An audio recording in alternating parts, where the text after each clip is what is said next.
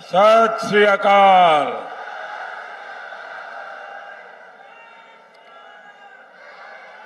मैं बहुत खुशकिस्मत हाँ कि श्री गुरु तेग बहादुर जी ये पावन चरण छो स्थान अते श्री काली माता जी दे पावन स्थान पटियाला तो मैनू अपने पंजाब दौरे की शुरुआत करने का मौका मिला है।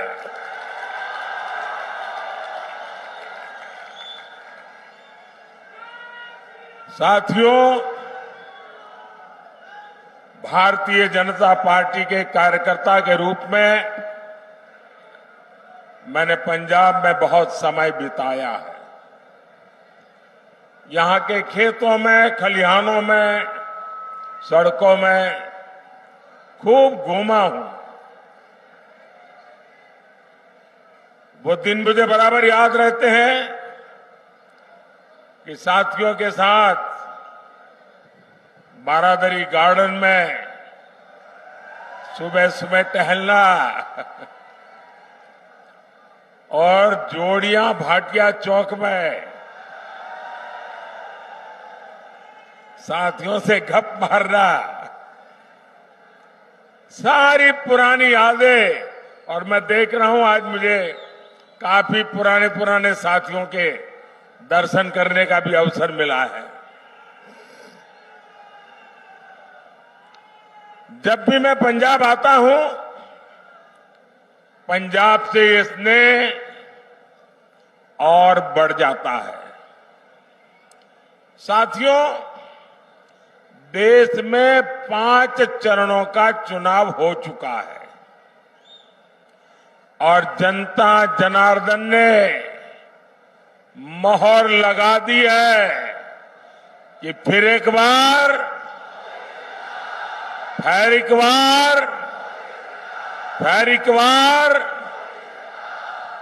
पंजाब भी अच्छे से जानता है कि उसे अपना वोट बेकार नहीं करना है। और आप तो जानते हैं, वोट उसे दीजिए जो सरकार बनाए, वोट उसे दीजिए जो विकसित पंजाब बनाने के लिए प्रतिबद्ध हो, जो विकसित भारत बनाने का संकल्प लेकर चला हो। और इसके लिए जरूरी है फिर एक बार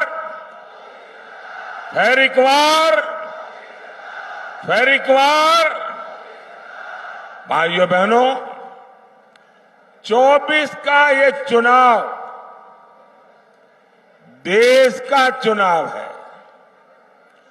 देश को मजबूत बनाने का चुनाव है और देश के सामने एक तरफ भाजपा और एनडीए है, दूसरी तरफ भ्रष्टाचारियों का इंडी गठबंधन है। इंडी गठबंधन जिसके पास न नेता है न नियत है। एक तरफ मोदी है जो लड़ाकू विमान से लेकर एयरक्राफ्ट कैरियर तक भारत में बना रहा है। दूसरी तरफ इंडी गठबंधन है जो लिखित रूप में कहता है कि हमारे परमाणु हथियारों तक को समाप्त कर देना चाहिए। आज बुद्ध पूर्णिमा है। आज ही के दिन, बुद्ध पूर्णिमा के दिन, भारत ने अणु विस्फोट करके अपनी ताकत का परिचय करवाया था। साथियों, एक तरफ आतंकवादियों को घर में घुसकर मारने का साहस, दूसरी तरफ इंडी वाले हैं जो आतंकवादियों के एनकाउंटर पर आंसू बहाते हैं। एक तरफ मोदी सरकार है जिसने 10 साल में 25 करोड़ लोगों को गरीबी से बाहर निकाला है। वहीं दूसरी तरफ इंडी गठबंधन है जो कहता है कि आपकी कमाई, आपके खेत खलिहान का आधा हिस्सा छीन लेगा। इंडी गठबंधन समाज को, देश को बांटना चाहता है, लेकिन मोदी भारत को विकसित भारत बनाना चाहता है। और इसलिए मैं आज पंजाब की धरती पर पंजाब के मेरे भाई बहनों से मैं आज आशीर्वाद मांगने आया हूं। गुरुओं की भूमि पर सर झुका करके आशीर्वाद मांगने के लिए आया हूं। भाइयों और बहनों, राष्ट्र रक्षा हो, आस्था और संस्कृति की रक्षा हो या फिर देश का विकास, पंजाब ने, सिख समाज ने हमेशा आगे बढ़कर काम किया है। यहां के लोगों ने खेती से लेकर उद्यमिता तक देश के विकास को नेतृत्व दिया है। लेकिन साथियों, कट्टर भ्रष्टाचारियों ने पंजाब का क्या हाल बना दिया है। यहां से उद्योग कारोबार पलायन कर रहा है और ड्रग्स का, नशे का कारोबार फल फूल रहा है।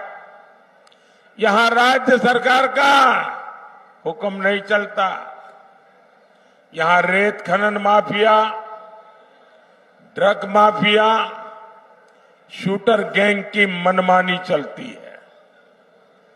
पूरी सरकार कर्ज पर चल रही है।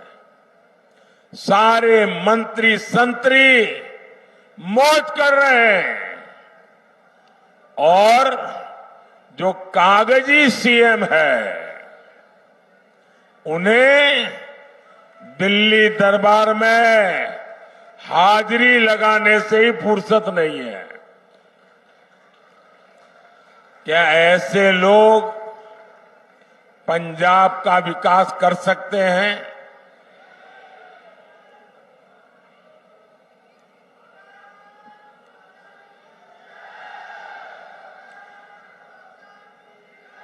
भाइयों और बहनों, यहां पंजाब में दिखावे के लिए दिल्ली की कट्टर भ्रष्टाचारी पार्टी और सिख दंगे के दोषी पार्टी आमने सामने लड़ने का नाटक कर रहे हैं। लेकिन सच्चाई यही है कि पंजाब और झाड़ू पार्टियां दो है, लेकिन दुकान एक ही है। यहां के लोग कुछ भी बयान दें, लेकिन दिल्ली में एक दूसरे को कंधे पर उठाकर नाच रहे हैं।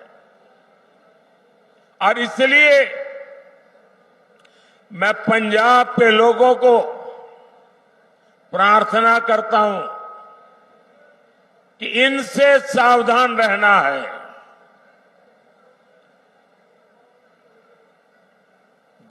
जिसको वो अपना गुरु मानते थे, वो अन्ना साहब हजारे के साथ भी जो धोखा कर सकते हैं, वो दिन में 10 बार झूठ बोल सकते हैं। ऐसे लोग न पंजाब का भला कर सकते हैं, न आपके बच्चों के भविष्य के लिए कुछ देख करके जा सकते हैं। भाइयों और बहनों, इंडी गठबंधन को न विकास की परवाह है और न ही हमारी विरासत की चिंता। आजादी के बाद दूसरे दिन ही अयोध्या में राम मंदिर बन जाना चाहिए था, लेकिन कांग्रेस ने मंदिर का निर्माण रोका। अब जब मंदिर बन गया तो ये मंदिर को गालियां दे रहे हैं। आज दुनिया भर से श्रद्धालु अयोध्या पहुंच रहे हैं और उनका स्वागत महर्षि वाल्मीकि के नाम पर बना हवाई अड्डा करता है।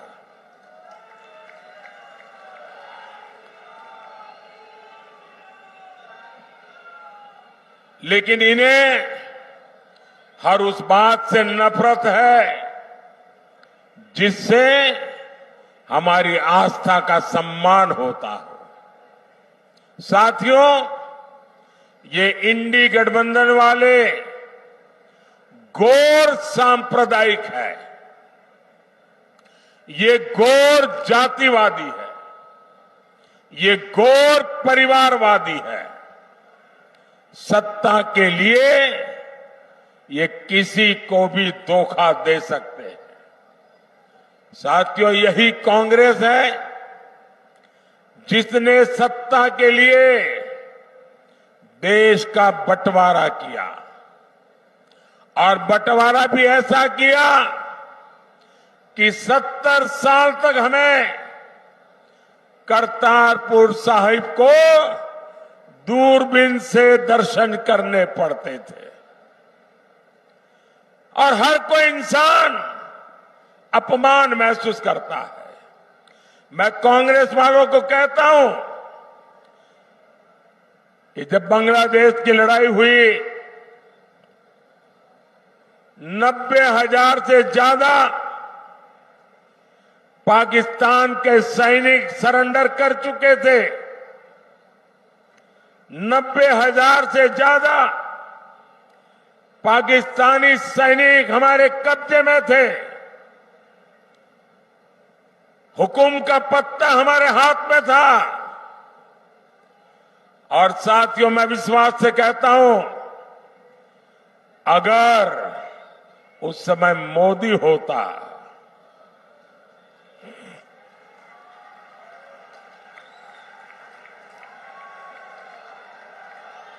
अगर उस समय मोदी होता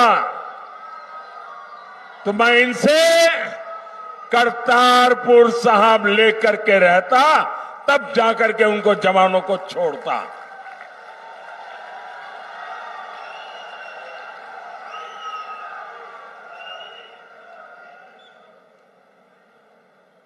वो तो नहीं कर पाए, लेकिन मुझसे जितनी सेवा हो सकी, क्योंकि गुरुओं की सेवा इससे बड़ा कोई धन भाग्य नहीं होता है। आज करतारपुर साहिब कॉरिडोर आपके सामने है। हमारे सभी श्रद्धालु गर्व के साथ वहां जाते हैं। साथियों, हमारी सरकार ने लंगर को टैक्स से मुक्त किया। ये पहले भी ये सरकारें कर सकती थी। पहले हरमंदिर साहब में विदेशों से भक्त चंदा नहीं दे पाते थे। बार बार यहां से मांग उठती थी। दिल्ली में बैठी हुई सरकारें सुनने को तैयार नहीं थी। ये मोदी ने आकर के इसके नियमों में छूट दी और आज हमारे हरमिंदर साहब की सेवा दुनिया के किसी भी कोने में रहकर कोई कर सकता है। श्री फतेहगढ़ साहिब तो साहबजादे के शौर्य और शहादत का साक्षी रहा है। ये मोदी सरकार है जिसने साहबजादों के शौर्य के लिए समर्पित वीर बाल दिवस घोषित किया। और कुछ लोगों को समझ नहीं आ रहा है कि वीर बाल दिवस घोषित करने का मतलब क्या होता है। मुझे दुख है कि पंजाब में भी ऐसे लोग हैं जिनको इसकी कोई समझ नहीं है। पंजाब के अंदर इस महान त्याग तपस्या के लिए मैं पंजाब में रहा हूं। कई दिनों तक हमारी माताएं बहनें, हमारा परिवार व्रत रखता है, जमीन पे सोता है। कितना महत्वपूर्ण श्रद्धा का विषय है। लेकिन हिंदुस्तान में केरल में जाइए, उनको कुछ पता नहीं। तमिलनाडु में जाइए, कुछ पता नहीं। आसाम में जाइए, कुछ पता नहीं। इतना बड़ा त्याग और बलिदान और मेरे देश के लोगों को पता नहीं है। ये मुझे बहुत खटकता था। मैं चाहता हूं हिंदुस्तान के हर बच्चे के दिल दिमाग में साहबजादों का बलिदान हमेशा हमेशा रहना चाहिए। किसी भी बालक मन के लिए इससे बड़ी कोई प्रेरणा नहीं हो सकती। और इसलिए हमने वीर बाल दिवस के रूप में पूरे हिंदुस्तान में हर स्कूल, कॉलेज, गांव कार्यक्रम करने की परंपरा खड़ी की है। अगर पंजाब के लोग भी इस काम को न समझ पाए तो इससे बड़ा चिंता का विषय क्या हो सकता है। आपको याद होगा अफगानिस्तान में हमारे सिख परिवार संकट में थे। हम सभी को सुरक्षित वापस लाए। हम गुरु ग्रंथ साहब के स्वरूपों को भी अदब के साथ मेरा मंत्री जाके सर पे सम्मान के साथ लेकर के आया। साथियों, ये प्रधानमंत्री की बात छोड़ दीजिए, मेरा तो आपसे खून का नाता है। गुरु गोविंद सिंह जी के जो पहले पंच प्यारे थे उसमें मेरा एक द्वारिका का पंच प्यारों में था जी। मेरा आपसे खून का रिश्ता है। इतना ही नहीं, आज अगर जामनगर में जाएंगे तो वहां जो सबसे बड़ा अस्पताल है वो गुरु गोविंद सिंह जी के नाम पर है, जिस जामनगर जिले में द्वारिका पड़ता है। लेकिन आप तक ये सत्य पहुंचाया नहीं जाता है। आपको जान करके खुशी होगी और कभी फुर्सत मिले तो लखपत जाके आना।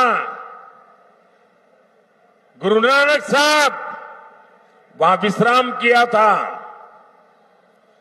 वो गुरुद्वारा भूकंप के अंदर क्षतिग्रस्त हो गया, करीब करीब ध्वस्त हो गया। मैं मुख्यमंत्री था।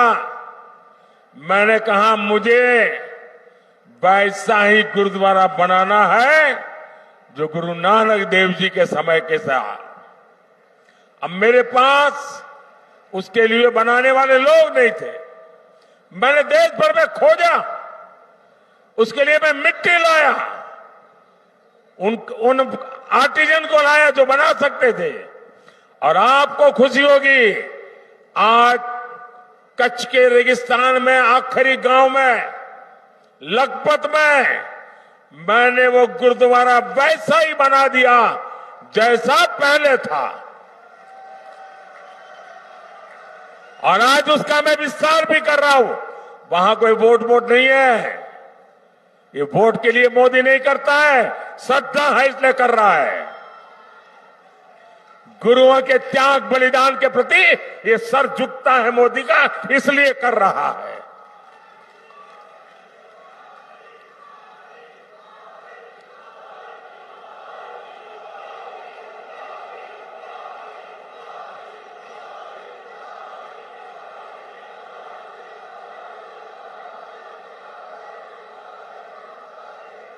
सबका साथ, सबका विकास की यही भावना बीजेपी एनडीए की पहचान है। भाइयों और बहनों, इंडी गठबंधन वालों के लिए अपने वोट बैंक का तुष्टीकरण ही सबसे बड़ा लक्ष्य है।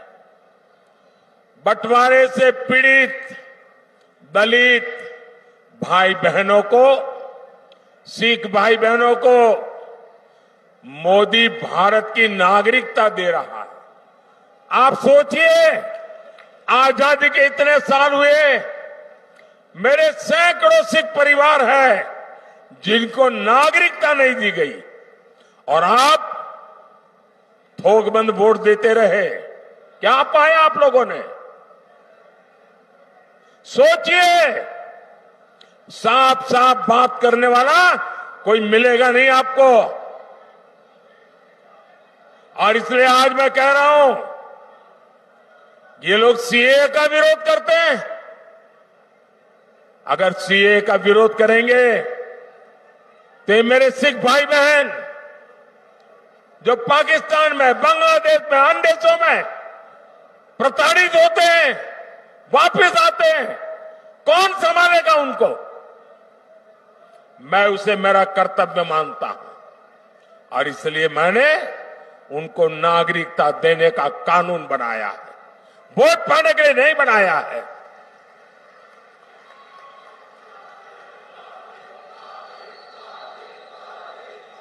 और ये इंडिया अलायंस वाले देख लीजिए, सीए के नाम पर दंगे कराए, और ये आज भी कह रहे हैं कि वो वापस आएंगे तो सीए को खत्म कर देंगे।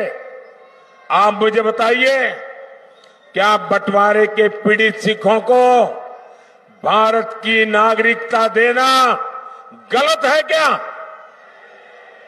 देनी चाहिए कि नहीं देनी चाहिए? मोदी सही कर रहा है कि नहीं कर रहा है? साथियों, गुरुओं ने हमें सामाजिक न्याय की सीख दी है। इसलिए भाजपा दलितों, पिछड़ों के सच्चे सामाजिक सशक्तिकरण पर बल दे रहा है। मोदी ने देश और दुनिया में बाबा साहब आंबेडकर को समर्पित पंच तीर्थ बनाए हैं। संत रविदास के अनुयायियों का तो बार बार मुझे बनारस में स्वागत करने का अवसर मिलता है। और अभी मध्य प्रदेश में जहां हमारी सरकार है, संत रविदास जी का भव्य मंदिर बना रहे हैं हम। काशी में संत रविदास जी की जन्मस्थली का विकास किया जा रहा है। गरीब का बेटा हर गरीब की चिंता करता है। हर जरूरतमंद को मुफ्त अनाज मिलता रहेगा। इसके लिए मैंने मुफ्त राशन की योजना चलाई है। मोदी 5 लाख रुपए तक के मुफ्त इलाज की सुविधा दे रहा है। मोदी ने जल जीवन मिशन शुरू किया है ताकि आपको घर में नल से शुद्ध पानी मिले। इससे प्रदूषित पानी से होने वाली अनेक घातक बीमारियों से हम बच पाएंगे। साथियों, पंजाब को 5 नदियों का आशीर्वाद मिला है। यहां के किसान मिट्टी से सोना पैदा करते हैं, लेकिन ये इंडिया वाले किसानों से भी झूठ बोलते हैं। इन्होंने किसानों से एक वायदा किया, पूरा नहीं किया है। ये भाजपा है जो किसान कल्याण को प्राथमिकता देती है। बीते 10 साल में पंजाब से गेहूं और धान की रिकॉर्ड खरीदी हुई है। 10 साल में हमने एमएसपी में 2.5 गुना वृद्धि की है। यहां पंजाब के हर किसान को पीएम किसान सम्मान निधि के करीब 30,000 रुपये, एक एक किसान को 30,000 रुपये मिल चुके हैं। केमिकल खेती से धरती मां को बचाने के लिए हमारी सरकार नेचुरल फार्मिंग पर जोर दे रही है। साथियों, भारत तभी विकसित होगा जब पटियाला जैसा हमारा सेंटर विकसित होंगे। आने वाले 5 साल में भारत एक बड़े मैन्युफैक्चरिंग हब बनने की तरफ आगे बढ़ रहा है। इसका सीधा लाभ पंजाब को और पटियाला जैसे शहरों को होने वाला है। हमने एजुकेशन सेक्टर को विदेशी संस्थानों के लिए खोल दिया। इससे विदेशी यूनिवर्सिटीज भी देश में कैंपस खोल रही है। इसका लाभ भी पटियाला जैसे एजुकेशन हब को होगा। ये तो स्पोर्ट्स का एक बड़ा सेंटर है। मोदी का संकल्प भारत को खेल महाशक्ति बनाने का है और 2029 जब यूथ ओलंपिक होगा, 2036 जब ओलंपिक होगा, भारत तैयारी कर रहा है ये ओलंपिक हिंदुस्तान की धरती पर हो। और इसलिए खिलाड़ियों और स्पोर्ट्स इंफ्रास्ट्रक्चर पर इतना खर्च किया जा रहा है।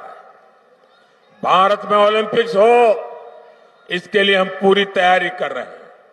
इससे देश में स्पोर्ट्स इकोनॉमी का निर्माण होगा, नई नौकरियां, नए रोजगार बनेंगे। भाइयों और बहनों, 1 जून को आपको विकसित पंजाब के लिए, विकसित भारत के लिए वोट करना है। पटियाला से परिणीत कौर जी,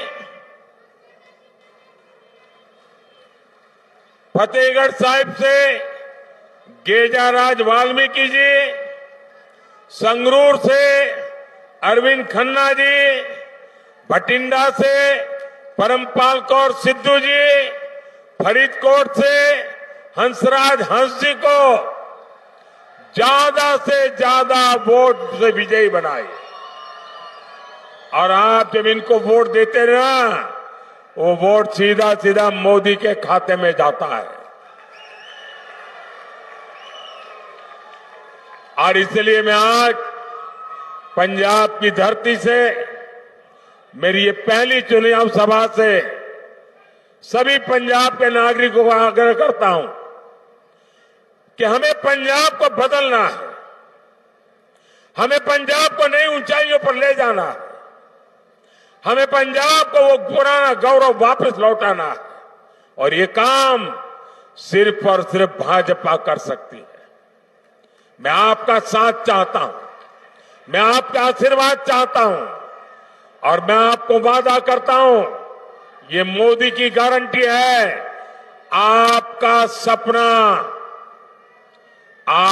सपना ये मोदी का संकल्प है। मेरा पल पल आपके लिए, मेरा पल पल देश के लिए 24/7 फॉर 2047 ये मोदी की गारंटी है। मेरे साथ बोलिए, भारत माता की भारत माता की बहुत बहुत धन्यवाद।